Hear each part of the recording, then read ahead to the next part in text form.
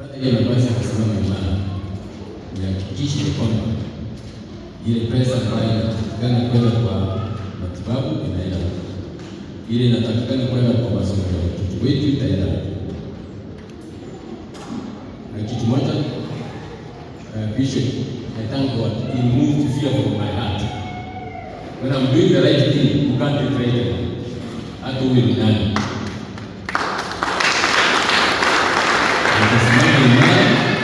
Nasimama imara with the presidential authority. Mtu ambaye anacheza na weka ndani.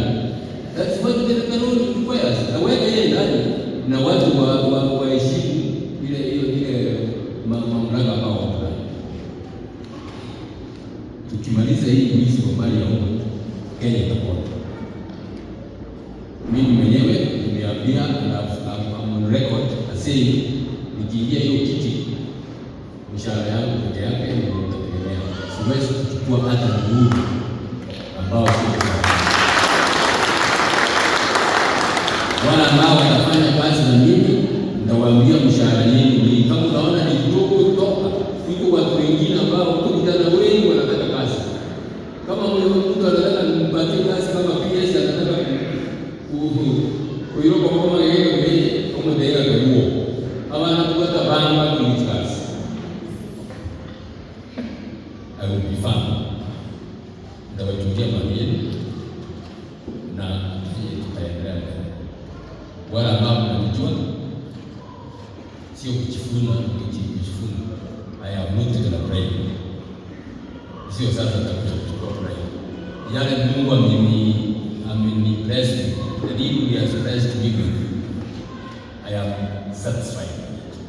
Because mimi naelewa ya kwamba Mungu hataki uwe tajiri wote dunia ile yako na watu wengine wanaana. Hapana. That is not what God wants us to do. Nikisimama huko, I will make sure that justice is done to the Kenyans.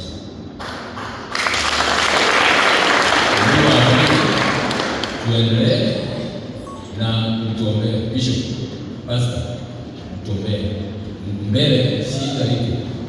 But when Christ is there, when Christ is ahead of you,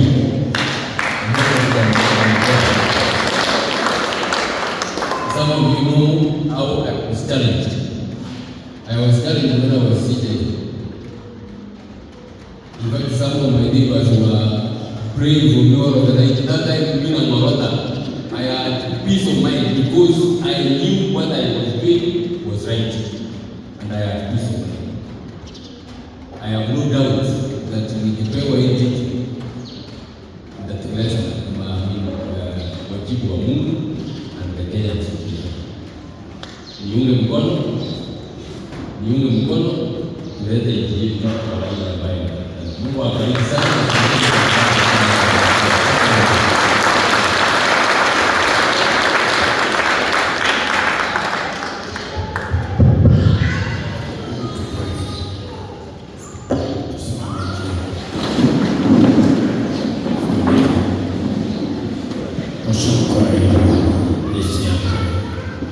Baba yetu ni mbinguni, mahali hapa mtumishi wako Mheshimiwa David Maraga nahitaji maombi ili Bwana umuongoze katika shughuli nyingi alizonazo, anapotafuta uongozi, anapotembea hapa na pale, mbali na karibu. Naomba katika jina la Yesu Kristo umwelekeze Jehova, umlinde na kumuhifadhi. Mfalme, apate kibali machoni pako, apate kibali machoni pa watu. Pokea sifa kwa kuwa wewe ni Mungu.